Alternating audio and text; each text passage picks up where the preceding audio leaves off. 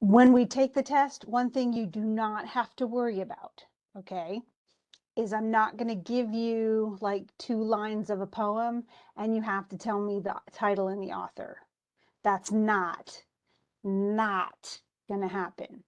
Okay. So I will not ask you, I'm not going to, I actually had a teacher do this once in grad school. And all we did is cover sonnets. And so he'd give us part of a sonnet and we had to name, and we read literally hundreds of sonnets. And we had to name not only who the author was, but what number sonnet it was. And boy, could I not remember. I did not do well on that test. But that's dumb. So I will not ask that. So don't be freaked out about, you don't have to memorize the lines of the poems or anything like that. The main thing I want is that you understand what the poems were about, and especially some of the poems, and a lot of the ones we're going to cover, actually. A lot of these are going to be narrative poems, not so much today, but somewhat. But I'd like you to at least understand, have a rudimentary understanding of what each poem is about. So if I ask you something about The Road Not Taken, or ask you something about Still I Rise, which we're going to cover today, I'm not going to do is make it so you have to tell one poem, especially one sonnet, from another sonnet. That's not what this is going to be about. So I might actually give you some lines and then say, what's the metaphor being used? Or what is he saying about himself? Or what situation is, what's the context of this? What's happening that this poem is about, or something. So that, but the lines will be there to kind of jog your memory. So you don't have to have don't think that you have to have any of this kind of stuff memorized. The main thing is that you have participated in the discussion some, that you've read through these poems, and that you have, that you've used the questions in the journals to kind of understand what it is you're supposed to get out of these poems. So, and I may ask you some stuff about scansion, but remember, if I'm asking you about rhythms and that kind of thing, it's probably going to be iambic pentameter, because that's what we've covered the most. But hopefully people will remember that. If they don't, oh well, I don't know what to say. Okay, so let's talk about, I think this is the last sonnet we're going to cover. And it's by Elizabeth Barrett Browning, who is actually a British author. She was very well known during her lifetime. She was actually a published poet. And she was Elizabeth Barrett, though. She was the oldest of a large group of children. And the mother had died. So the father kind of took care of all of them, but he was a very strict man. And she had a lot of health issues. So he had a pretty well convinced that she was an invalid, the father did. And there's actually a great movie about this. It's super sweet. It's called Barrett's of Wimpole Street. And another poet who was not as well known, named Robert Browning, and we're going to read one of his poems soon. But he really admired her poetry. And so he started writing her letters, and she wrote him back. And then they kept writing, and through the letters, they kind of fell in love. It was kind of sweet. And so he came to visit her, figured out kind of her situation, that her father was really oppressive, and he was not going to let her have a relationship with Robert Browning. And so they eloped, and they ran away together, got married, and fled to Italy. They took her dog with them, and I can't remember what her name was, like Scraps or something like that. But she insisted she wasn't going to leave without the dog. And um, according to memoirs and things like that, the first thing that the father did when he came home and he realized that his oldest daughter had run away with this guy, Robert Browning, he asked about the dog. It was Patches. I think its name was Patches. And some of her siblings thought that he was going to kill the dog. So it's kind of cool that they escaped and took the dog with them, because then the dog had a happy ending too. Now, what's sad is that, she really didn't have great health, and she only lived, I think, 11 years after this. She was a little older than Robert Browning, but they had 11 years of marriage, and then she passed away But then he kept writing, and his writing is very different from hers. He writes a lot of really, they're monologues where he takes on a character's persona, and then the character speaks, but he acts, it's all like in I form. Elizabeth Barrett Browning writes much more what they call confessional poetry. And there is something to, like, even like Do Not Go Gentle into That Good Night is sort of a confessional poem, because it's a person. I mean, he's really writing as himself, and he's writing to his father because his father is dying. So I mean, there is a lot of that. I mean, a lot of sonnets are confessional poetry because they are speaking, even if it's a persona, they're speaking from this I point of view, and kind of revealing something about themselves. They're revealing their inner thoughts and things like that. So that's kind of what's happening in Elizabeth Barrett Browning's poems. In fact, she wrote a whole group of these, and they are called, this is from the Sonnets from the Portuguese. So she wrote her own sonnet collection. And this was far later. This was in the 1800s during the Romantic era, but far later than most of those sonnets that we remember. Sir Philip Sidney's sonnet, where he wrote it to a woman, the sonnet #1, and he ended up marrying that woman. He actually is one of the few sonneteers who did that. Shakespeare wrote a collection of sonnets. A lot of different poets wrote collections of sonnets. Well, Elizabeth Barrett Browning did too. In fact, I own a copy of this collection in a little velvet poet book. It's actually super sweet, and it's red velvet. It's quite pretty. But she wrote these. These are all poems she wrote, and then later on they were published. But she wrote them to Robert Browning, to her husband, and she wrote them after they married. So it's not like she was writing them and wooing him or something like that. No, it's more of a married woman, and boy does she love her husband kind of poem. And honestly, they're all beautiful. This is her most famous of the set. And have you heard this first line? Was this familiar to you? You can tell me if it's no, that's fine. But I had heard this long before I ever studied her poems. And I went, what? That's where it came from? You haven't heard it, Andrea? Oh, your mom knew. Maybe it's a generational thing. We just didn't, there were things that we used to say all the time that we don't say anymore. So maybe that's it. But I certainly, when I first read it, I went, what? I totally know that. How do I love thee? Let me count the ways. Sometimes I've seen it, maybe, older movies might have it where they're like, he loves me, and they're picking the flower petals. He loves me not. He loves me. He loves me not, that kind of thing. Now this is a real sonnet. So it's we've got, and it's actually, yeah, it's I think it's 8. And let's look at the rhymes for a second. So we have ways. So that's A. Height and sight are B. So A, B, B, A. A. Yeah, it's got an octave. So it's got 8 lines. And then use, faith, lose, breath, choose, death. And so it's really C, D, C, D, C, D. So let me put that in here. So it's A, B, B, A, B, B, A, C, D, C, D, C, D.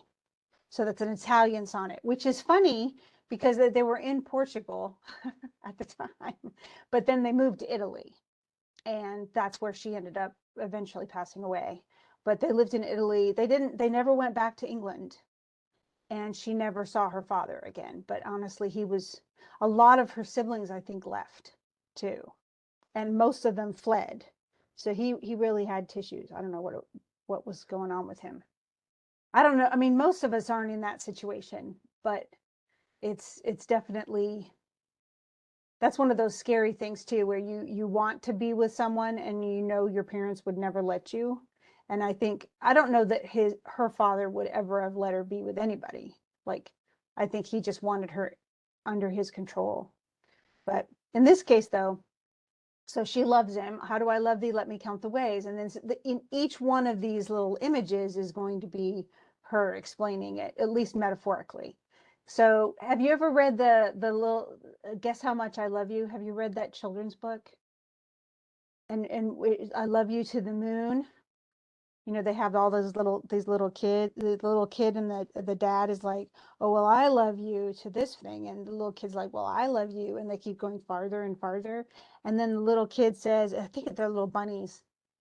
And the little kid says, well, I love you to the moon, and then falls asleep.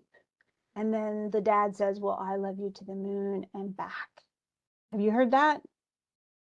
I know it's been a long time. You were like, I was a little kid. I don't remember. Well, I actually read it to my kids, so that makes it easy for me. But she says, I love thee to the depth and breadth and height my soul can reach when feeling out of sight for the ends of being and ideal grace. So she can't really even understand the extent that it spreads out. It's like her soul's depth and breadth and height. And so it feels to me like that. Like I as far as I can reach, I love you. You know, as far as my mind and my soul can go, I love you. And she does use this formal speech, doesn't she? The thee, I love thee.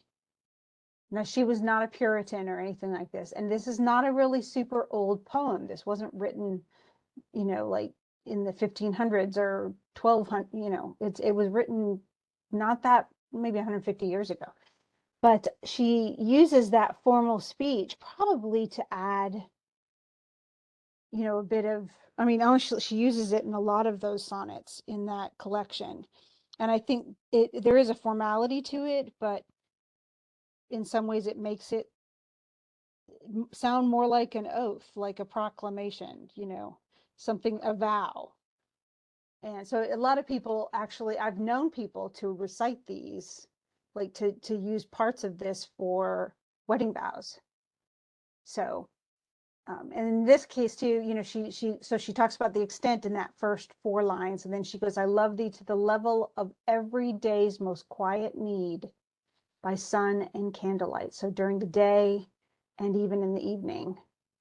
But she says most quiet need, like it's almost subconscious. It's something that we don't really think about how much we need it, but it's something that we just, it's almost like a hug, you know, where we don't realize how much of an effect it has on us, but it's that quiet togetherness. It's not, this is not tempestuous. This is not dramatic. It's very safe and comfortable.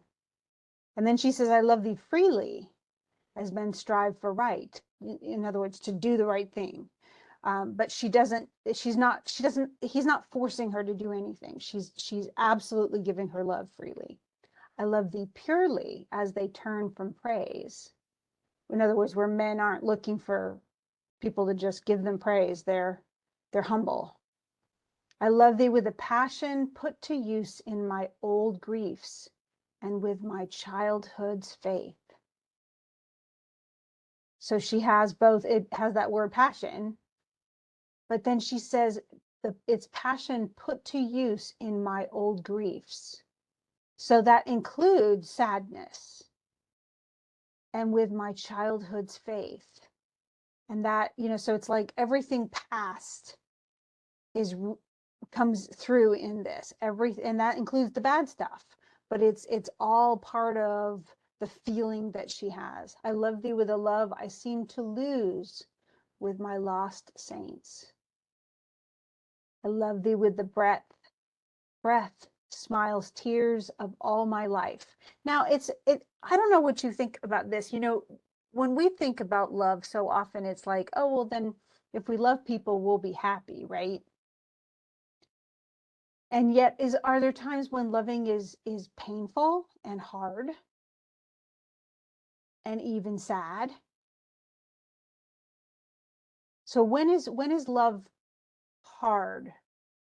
When is it painful? When can it be?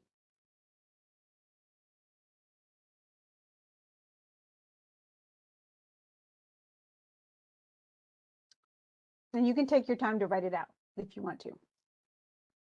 But when can it be painful or difficult or even sad to love someone. Oh my gosh, yes. So when it's unrequited love. So you kind of pine away for somebody and they may not even notice you're there. Unfortunately, that happens. That happens to a lot of people. And if you've ever like in middle school had a crush on somebody, and they're just every time they walk around, it's just like, oh, I just really like that person. And they just don't even seem to know you exist. Or you even try to express how you feel and they're just like, well, I just don't feel the same way. And maybe they're gentle about it or maybe they're not.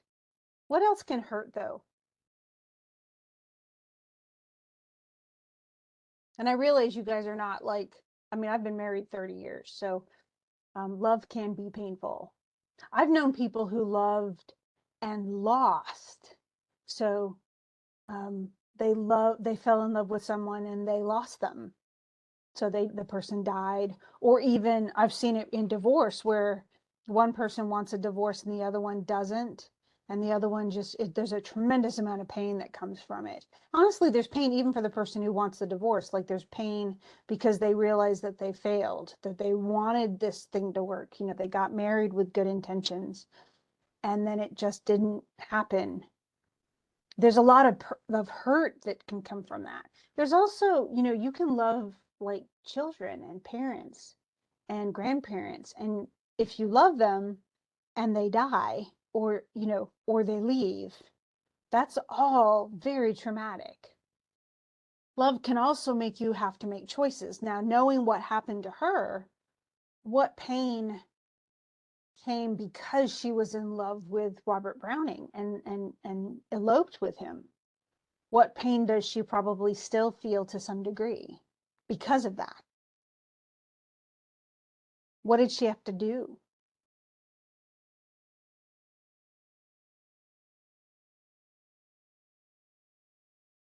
Right.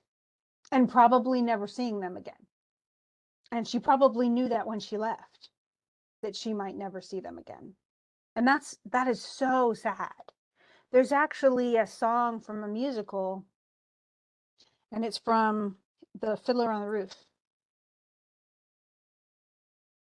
And it's one of his daughters, and she's actually marrying each one. He has three daughters in the story, and each one he tries to arrange a marriage, and the daughters instead marry for love. And one of them marries, they're Jewish, but she marries a Russian and a non-Jew, and she's leaving with him to go to the city, and her dad and her whole family's devastated. And she goes, how do I, she even says, how can I hope to make you understand why I'm picking him, why I'm going, why I'm choosing to leave and be with, and it's because she wants to be with him, and it's the only way she can do it. But the truth is we do. There's sometimes it means, getting married means sometimes we have to move out of state. We have to go where jobs are or something like that. Or we go where that person has to go for their job. And it means we have to be gone. And so we leave behind friends, family, our former work, a lot of things. And that can be really hard. So there are choices we have to make that we lose, stuff we lose out on. And so, even that can be difficult. But the truth is, relationships can be hard, and they can be, you can be struggling in a relationship. But in this case, for her, it encompasses everything. Like it's not just, I don't just love the happy times. I love all of the times. I love all of the parts of it. And I accept all of it because of because they're all worth it. Like love makes all of this. Love is a part of everything I do. And so it for her anyway, it's all encompassing. In fact, it's so all encompassing that she says, and if God choose, I shall but love thee better after death. So she's not looking just at this lifetime. She's looking at in eternity. God, if God choose, she leaves that up to him, but she will be with Robert Browning after death as well. And Robert Browning did not, in case you guys are wondering, he did not remarry after she died. So, um, and he was actually, I mean, he was younger than she was, but neither one of them was really young. So a lot of people died that, she was a little upper class, so she normally would have been married by 18, 19, 20, and she was in her late 20s when she met him, I think. She might have even been in her 30s. I'll have to look that up for sure. But he was actually, he had not married. He was a little younger than she was, but he had never married anyone else either. And he did not marry after that. So it was but honestly, if you really like the idea of, if you like romantic stories, the movie Barretts of Wimpole Street is an older movie, but it's well worth watching. And you really get a sense of the dad too. But Robert Browning's funny, and she's really sweet. I really like the way, it's just a good movie. Does that all make sense though? So we have an Italian sonnet, even though it's sonnets from the Portuguese, and she expresses kind of how she loves in sort of metaphorical ways, but also in other expressions. But it's obvious how she feels. So, and even though, this is, you can think of it as honeymoon stage. I don't know that it is, because she's already thinking of the end of it when because and she probably, because she's been sick most of her life, she probably knows she's not going to live forever. So, and she didn't, unfortunately, but they got 11 years, I guess. So that's something. Okay, so let's switch to Maya Angelou. Have you ever heard her read this poem? I mean, I know there was trying to think of when it came out, though. You guys were probably too young. They had like a commercial series, and it was I can't even remember what it advertised, which shows it wasn't very good, but it had her reading Still I Rise in the background. And every time I hear the commercial, I go, oh, I just love that poem. It's so good. But the way she reads it is there's a sort of drama to it, but she has a really rich, warm voice. She's one of the best poets I have ever heard read their own poetry, ever. So if you can, I mean, go to YouTube. Let me see if I can find it. We'll just see if we can find it. And you tell me if you can hear it. I don't know if you'll be able to, but if you can't, let's see.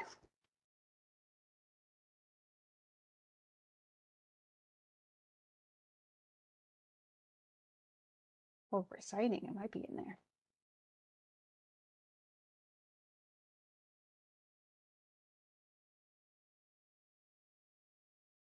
You may trod me in the very dirt.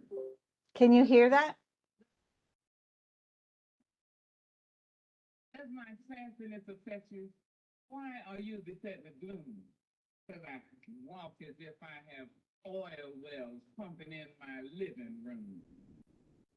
Just like moons and like suns with the certainty of tides, just like hope springing high. Still I am. Did you want to see me broken? Bowed head and lowered eyes, shoulders falling down like teardrops, weakened by my soulful cries. Does my fanciness affect you? Don't take it so hard just because I laugh, as if I have gold mines digging in my own backyard. You can shoot me with your words, you can cut me with your lies, you can kill me with your hatefulness, but just like life, does my sexiness offend you? Does it come as a surprise that I dance? As if I have diamonds at the meeting of my thighs. Out of the huts of history's shame I rise. Up from a past rooted in pain I rise. A black ocean leaping and wide, welling and swelling and bearing in the sun. Leaving behind nights of terror and fear, I rise. Into a daybreak miraculously clear, I rise. Bringing the gifts that my ancestors gave. I am the hope and the dream of the slave. And okay. So obviously she has drama going. Honestly, if you can, I mean, that's one of her more dramatic ways. This is one of the poems too that she reads a lot. But there's also a newer poet. What is her name? Amanda Gorman. And she wrote a poem. She's the young poet laureate of the United States. But she wrote a poem for the last presidential inauguration. And it's, what is it called? Now I have to look it up, but it's really good. And her presentation of it is really good. So a lot of poets actually learn to read their stuff because it's in poems. I mean, you can even see from Maya Angelou's rendition, you know, she might as well be singing it. She definitely is following the rhythms, and there's definitely an expression to all of it. But so in some ways, that's why I like using this one for voice, because obviously the last one, you know, the sonnets from the Portuguese, the voice is a woman who's in love with her husband. There is, you know, romantic elements to this. It's talking very much about the feelings, the different kind of varied feelings inside love. You know, that love isn't just this pat feeling, it's a bunch of different complexities.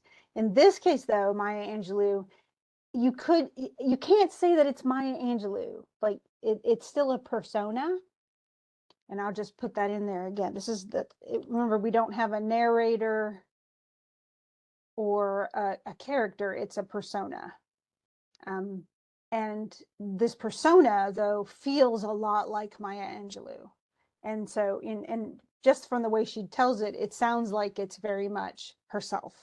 Well, I don't know, I can't say it for sure it is. I can't, even if she says it is. But much of the rhythm you could probably hear. And she definitely has a very strict rhyme scheme. So she has especially the lies and rise, and then she has gloom and room. But hers is like the rhymes are much more like music today, where we have like the first and third lines don't rhyme, but the second and fourth do. And the same thing with the next stanza, gloom and room. Then tides and rise is at least an approximate rhyme. And then eyes and cries, hard and backyard, eyes, rise, surprise and thighs. And then she starts repeating, and this actually repeats. How many times does she say, I rise? So we have 1, 2,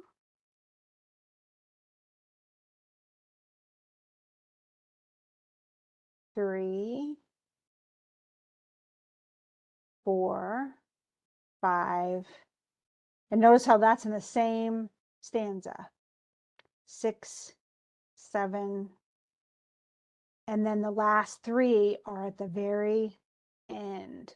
What does that mean? Okay, so she starts out, and she definitely seems to feel as if people are criticizing her, right?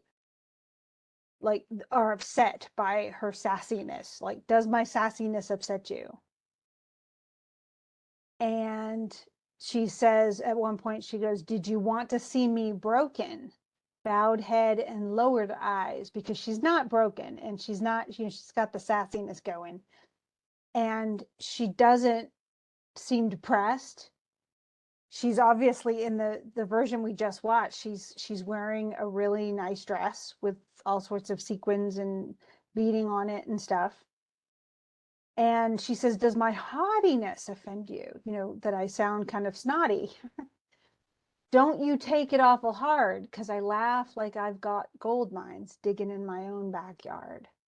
So she acts like she's got it all together and she's got everything she needs. Does she?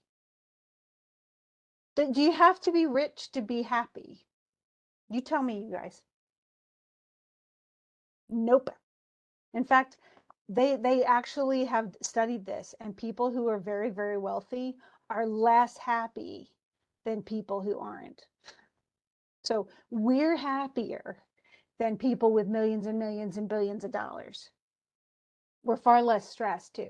They say that once you get to a certain point and you're out of poverty, you know, like you can feed yourself and you have a place to live and you can take care of your, you know, needed expenses, that's pretty much what you need. And then from that point on, you don't necessarily get happier because you have more money. even if we think we will. You know, if I could just get this much more money, no, yeah, it won't make you happier. And if you become super wealthy, it won't make you happier. But she even says, she goes, you know, you can criticize her, you can shoot me with your words, you may cut me with your eyes, you may kill me with your hatefulness, but still like air I'll rise. And this becomes the mantra. So she's essentially saying, no matter what comes up to hurt her, no matter what she faces, no matter, you know, how much in the past she went through and that she will go through in the future, she's still going to rise above it. Now, how many of you have felt like this, like, or felt like you weren't going to rise? Like, have you ever felt like, I will not make it? That's it. I'm just gonna, even if it's in a class, like, oh no, I will fail this class and I will not make it through. Or I don't know that I'll get through my, you know, freshman year of high school because it's just awful. Or maybe you have a teacher who is so mean and so vile, and they seem to pick on you, and you think, I'm not going to make it out of 6th grade. Have you ever felt like that? Freshman year, was it freshman year? Really, I picked it right. That's how, man, I thought my freshman year in high school, I really did. I thought every day, I thought, man, I don't want to go back to school the next day. Sundays, I would get so stressed because I knew I had to go to school on Monday.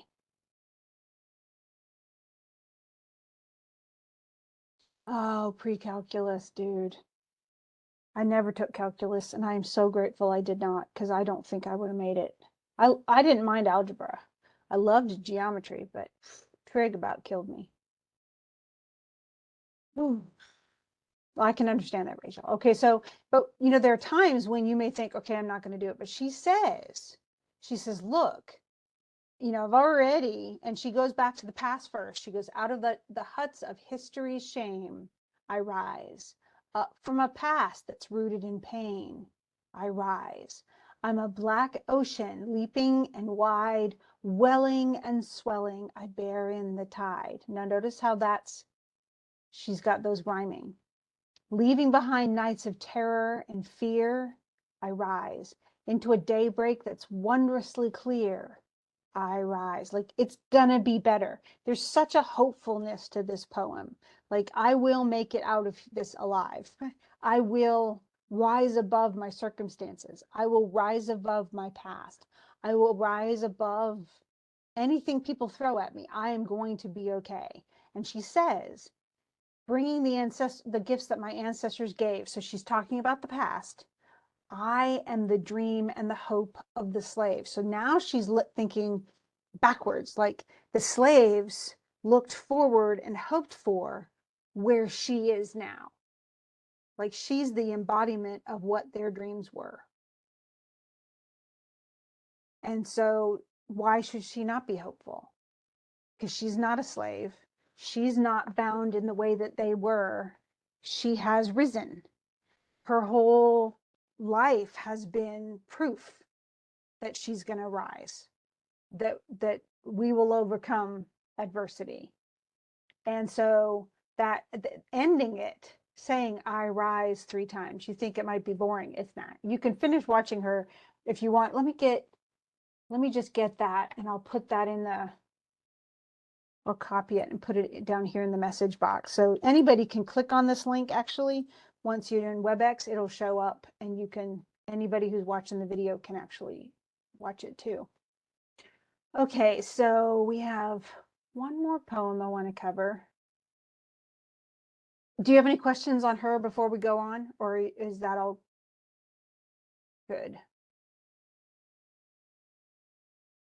As long as we're good, I'll keep going, because we'll do Langston Hughes. This is we already covered one Langston Hughes poem, and it was from Mother to Son.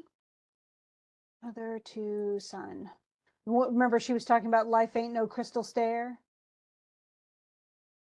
and talked about the splinters and all the stuff, you know, the tacks and the stuff that she could end up, and you know, sometimes you have to sit down and rest, but you don't ever stop climbing. Well, that's Langston Hughes. Now, he was a Harlem poet, and so this is another poem from that time period. And it's pretty long, but we can at least start it. We'll see where we go. I don't know. We've got 22 minutes. I think we can probably go through a lot of it. And this was a long time ago, Langston Hughes' poem was. So we don't have any YouTube videos of him reading any of it, unfortunately. I think there are a few audio files of him reading it, like recorded, just the sound recordings of it. So you might be able to find that. But I mean, you can kind of hear a lot of his tone and his style in his writing as well. And you're going to hear when you do character in the journal coming up, you're going to hear, I mean, everybody, it's kind of like when you do dialogue. I don't know if you guys have ever, oh, well, some of you have written dialogue because of the first prose essay, because you can write your own short story. Well, in good dialogue, every speaker should sound like him or herself. So the style, you'll hear this even here. He doesn't sound like Maya Angelou. And Maya Angelou's poem doesn't sound like Elizabeth Barrett Browning's poem. And Elizabeth Barrett Browning's poem doesn't, even though it's a sonnet, doesn't sound like Shakespeare's sonnet. And every single person, every writer has his or her own style, but every speaker would too. No one, it would be very hard for me. My husband does a lot of speaking. It would be very hard for me to just take one of his speeches and give it and sound authentic, because I didn't write that speech. It's not given the way I would give the speech if I were to give a speech. Does that make sense? I hope I'm not losing you guys. But okay.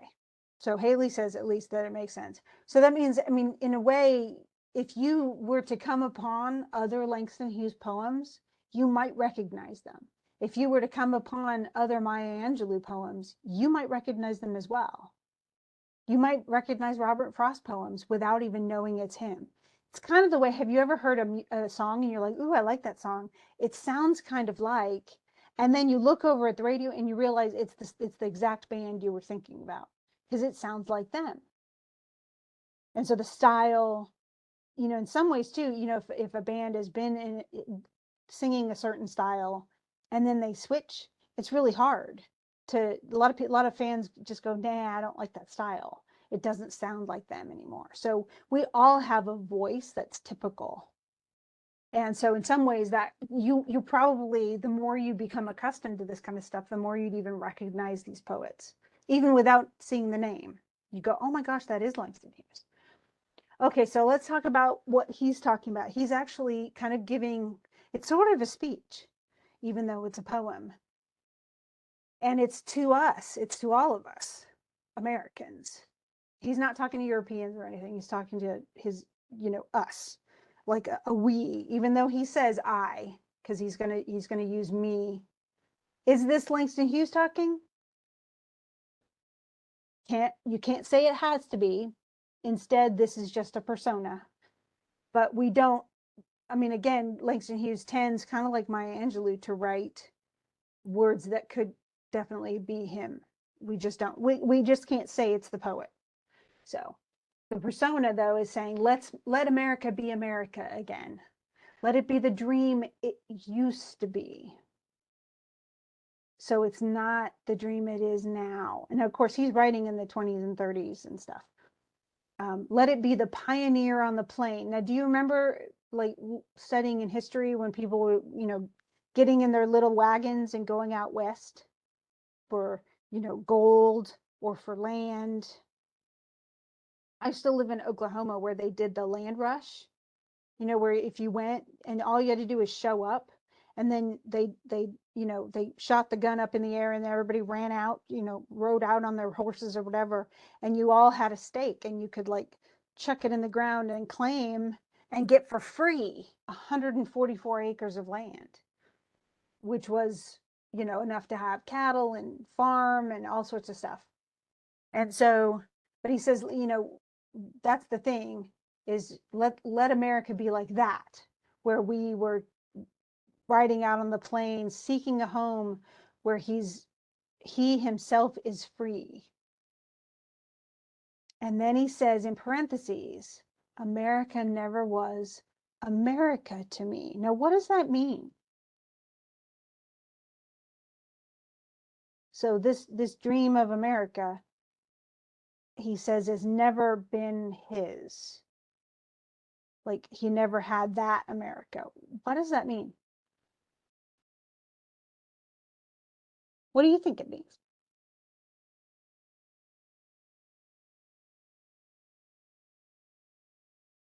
Yeah, he never had that option. He could never just climb in a wagon and go out west and be free. Yeah, he hasn't, what is for us, what does it mean to be American? That you have freedom, and you have the freedom to go out and find happiness and live what we call the American dream, right? Where we get to go and find our, successful career and do the things that we love to do and have our, family and kids and, our own home and be prosperous. That's the American dream. And he says that that's never been America, never was America to me. And so he's been left out. That's what he's suggesting. And notice how, though, it's in parentheses. It's almost like he has to admit it, but he's trying not to offend anybody. Like, even though it's never been a dream. I've never had that option before, But then he says, let America be the dream the dreamers dreamed. Notice how he repeats that word 3 times. Let it be that great, strong land of love where never kings connive nor tyrants scheme. Because remember, we've never had a king. Once we started the United States, we kind of began a new social experiment because we did not have a monarch. We started with elected officials. The Senate and the House of Representatives are all elected, and the president is elected. There's no king. We didn't want somebody who reigned until he died, and then he would, his son would reign for, we never did that. And so he says, let it be that great, strong land of love. And that's also including, that kind of melting pot where everybody's welcome. Come on, come to America. And that's what it was for so many different people who came over through Ellis Island and other places, to come and be in the land of the free. And we even sing that, that's part of our anthem, the land of the free and the home of the brave.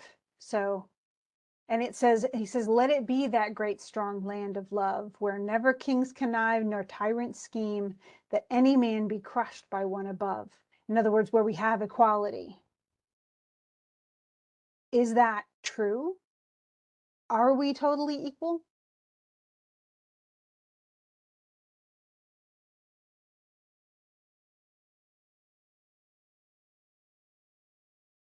Do we all have the same power and freedom?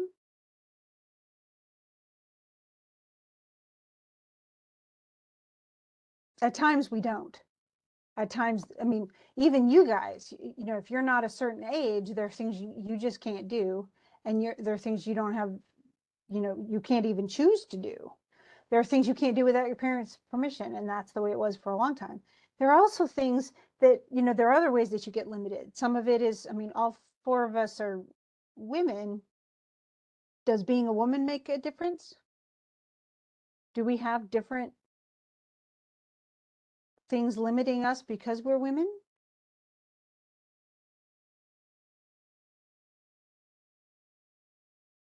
And we might even get some advantages because we're women.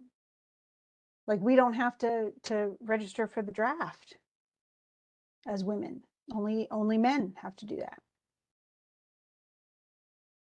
But we also earn less in general. We have what's called the glass ceiling, Well, and the truth is, that's really important, Haley. We have come a long way. And even, thinking about Maya Angelou, she's talking about, way back with slavery. Well, she's not a slave. And so her life is so much better than several generations back. And the truth is, with women too, we've had the vote now for over 100 years, but that's not a very long time. So women weren't allowed to own property. Women weren't allowed to make decisions without their husbands or their fathers. Any property they had when they got married went to their husbands. And so even if now divorce wasn't mostly allowed, but if there was a divorce, the husband got everything, including the children. That was normal 150 years ago. But it's changed a lot. So much, thank goodness. Otherwise, I wouldn't even be here teaching. I mean, honestly. And most of you would not be taking college classes. So, yes, things have changed a lot. But he says, he goes, it was never America to me. So he feels, and of course, this is well before the civil rights movement. So he feels like he's still being, he's being crushed by people above him. He doesn't feel like he has freedom. He doesn't feel like he has equality, and he doesn't feel like he's been treated with love either. He doesn't feel welcome. And he feels like there are people who are conniving and tyrants who are scheming. And a lot of people get disadvantaged because of that. Okay, so, oh, let my land be a land where liberty is crowned with no false patriotic wreath, but opportunity is real and life is free. Equality is in the air we breathe. So he's saying now it's supposed to be the land of liberty and freedom, and yet it isn't. And he wants it to be. Now he's not a slave. This is well after the Emancipation Proclamation, and yet he doesn't have the same advantages. This is a time of segregation where they had a lot of states had laws that were automatically separating races, and they went to different schools. I know that in Bainbridge, for instance, they still have reunions, class reunions from before where they were segregated. And so they have a white class reunion and a black class reunion because they had separate schools. Now, in my lifetime, I've never had that, and I'm a lot older than y'all. So I've never known a world that was like that. But that's the world that Langston Hughes was living in, where everything was separate. And there were limitations, what restaurants you could go to. There were limitations, what stores you could go into, what doctors you could see, or dentists. So, there were a lot of those kinds of, that separation, that segregation was very much prevalent. And then he says, there's never been equality for me, nor freedom in this homeland of the free. In other words, it doesn't seem to apply to him. Let's see. Okay, so now he's talking about, essentially this is almost like somebody's answering him. Okay, so you say there's never been equality for me. And he says, and then somebody else asks the question. He goes, well, say, who are you that mumbles in the dark? And who are you that draws your veil across the stars? In other words, who are you that, muddies up the waters and says, this isn't so happy a place? So somebody's kind of like, who are you to insult, America or something? And he says, these are the people that he's representing. So that's why I say it's not just Langston Hughes. This is a voice, a persona representing a lot of people. And it's not just who you think. Obviously Langston Hughes was a black man living in Harlem, but he starts out, I am the poor white, fooled and pushed apart. So it's not just people of color. I'm the people who are poor. Even if they're white, they don't have they're living in a single wide trailer and they are barely making it. They're the ones who have been fooled and pushed apart, who are being manipulated. The people who are told they're supposed to have everything and they get nothing. I'm the Negro bearing slavery scars. So now he has, the African Americans are being represented. I am the red man. Who's the red man? Driven from the land.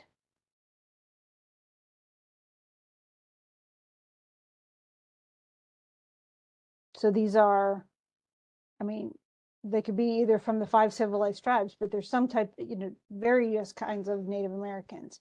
Now, what does it mean, though, driven from the land? If these are Native Americans, I'm just going to put that in the. How were they driven from the land?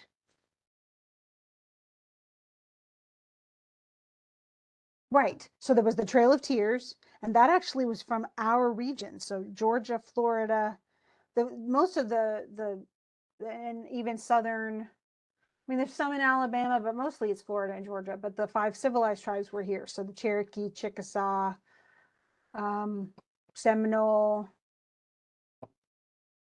I'm trying to think of the other ones. Most of the tribes I know are out west because my grandmother is Navajo and Apache. So, or was before she passed away. And so, but yeah, and a lot in the West, a lot of them were put in reservations. In Oklahoma, you know, even with the Trail of Tears, all the Native Americans were moved over to Oklahoma and put, you know, given parts of that state. And then they were essentially squished off of those places, and they have very small um, kind of headquarters in different places in Oklahoma. So the Chickasaw national headquarters is in Ada, Oklahoma. That's where I actually grew up as a teenager and went to college. But I mean, before they had literally thousands and thousands and thousands of acres, and now they have almost none. It was all taken away and given to people who were moving west. And so they were driven from the land, and then more land was taken from them. Same thing up in the Northwest and all along the Pacific coast. Most of those native tribes were put on reservations, and they were given, and those reservations have consistently gotten smaller and smaller and smaller and smaller. So then we have the next line. I am the immigrant clutching the hope I seek. Who are these people? Where did they come from? Now think about where when he's writing too. You think about in the 1920s and 30s, where are the immigrants coming from?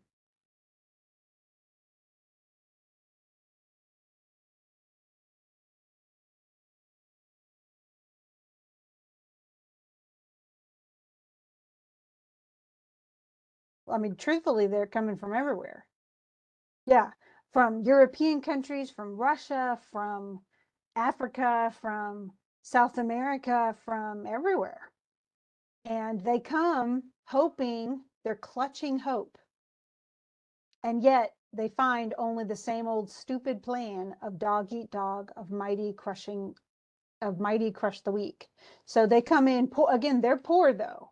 So just like these poor people up here, well, they come in struggling. And the reason they've come is because they're poor. You know, their own country, they just don't have, they can't feed themselves, they can't find the opportunities they need, and they're coming to this land of the free.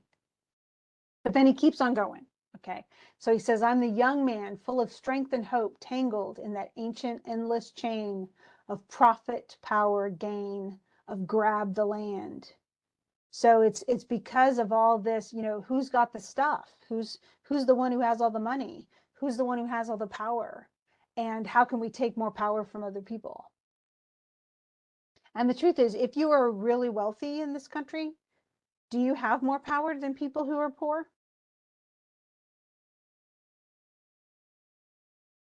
Mm-hmm. You know the rich people. Often you know the powerful people. You know, I don't have money to give $1 million to a presidential candidate or a Senate candidate or to go and, you know, I don't have that kind of money. And so I can't possibly have the same influence as somebody who's very wealthy. And if I do something bad, I don't have, you know, I think about, oh, what's his name? That he was a football player, and he had like 8 lawyers when he was up for murder. Well, I don't have the money for 8 lawyers. You know, I don't have, you know, I don't have those kinds of resources. I can't just buy my way out of anything. I can't, and I don't have land. I don't have big, you know, mansions everywhere. I don't have influence like that. And so he says, but, and he continues that, he says, you know, here we are, we can be strong people. We can be young and vibrant and bright like you guys are, but we have so little power. And even when you go to college, you're going to feel that sense of helplessness, like, oh no, you know, if this teacher is really hard, then calculus is going to be horrible, you know, and I'm at their mercy. I don't have the power to fight if something's not fair. And so it's the same thing. Here's the farmer, the worker sold to the machine. So those are the factory workers. And I'm the Negro servant. I'm the people humble, hungry, mean, hungry yet today. So they still want America, but they're still hungry. They're starving for that freedom and the happiness that they felt was possible. And then still beaten, like it's still not, they're still dreaming, but they're not getting what they need. I'm the man who never got ahead, the poorest worker bartered through the years. Yet I'm the one who dreamt our basic dream in the old world while still a serf of kings, because it used to be like there was no middle class. And everybody was either, most people were very, very, very, very, very poor, and they like lived terrible, desperate lives and starved, until they died really young, actually, or they were super rich. There's nothing in the middle. But then he goes, I am just like everybody else who dreamed this dream that you could be a somebody, even if you didn't have lots of money. And I still dream this. And it says, and I'm still dreaming of, I think about all the things that made America what it is. Oh, I'm the man who sailed those early seas in search of what I meant to be my home. For I'm the one who left dark Ireland shore, Poland, England, Africa. And then he says to build a homeland of the free. But then he questions it. He goes, the free? Who said the free? Not me. And then he talks about the people who are on welfare, who are getting subsistence from the government because they can't afford to eat. The millions shot down when we strike, the people who are murdered when they do protests, the millions who have nothing for our pay. In other words, we're paid really bad wages that can't possibly make ends meet. For all the dreams we've dreamed and all the songs we've sung and all the hopes we've held, all the flags we've hung, the millions who have nothing for our pay except the dream that's almost dead today. So there's a sense of hopelessness. And yet, what's he dream? He still wants America to be America again. The land that has never been yet, and yet must be the land where every man is free. The land that's mine, the poor man's, the Indians, the Negroes, me, who made America, whose sweat and blood, whose faith and pain, whose hand at the foundry, whose plow in the rain must bring back our mighty dream again. Now, let me ask you this. I was actually in a small business meeting yesterday, and you know what percentage of our businesses in this country are small businesses? Could you guess? Like, what percentage would you guess? What percentage of our businesses here in the United States are just small businesses? Like the mom and pop grocery store, the person who owns their own hairdressing place. Okay, so Andrea, you say 70%. Haley, Rachel, do you have a guess?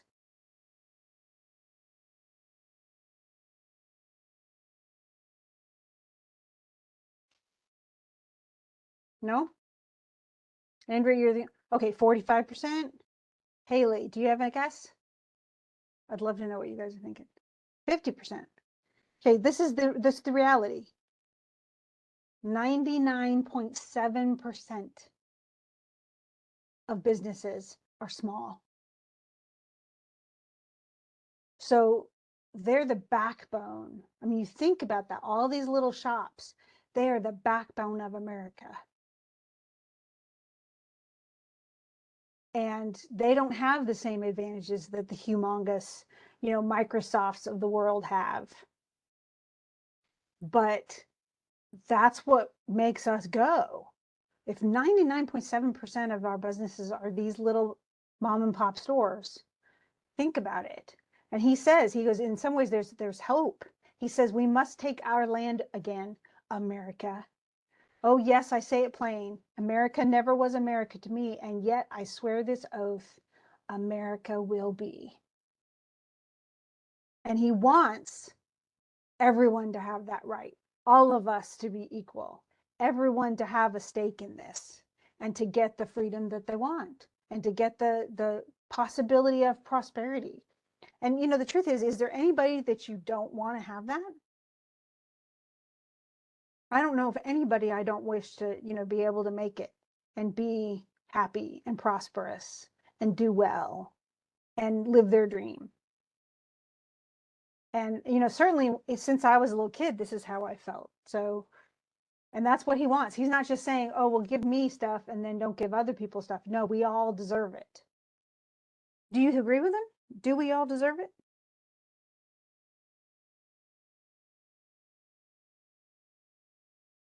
We should all have that chance, right?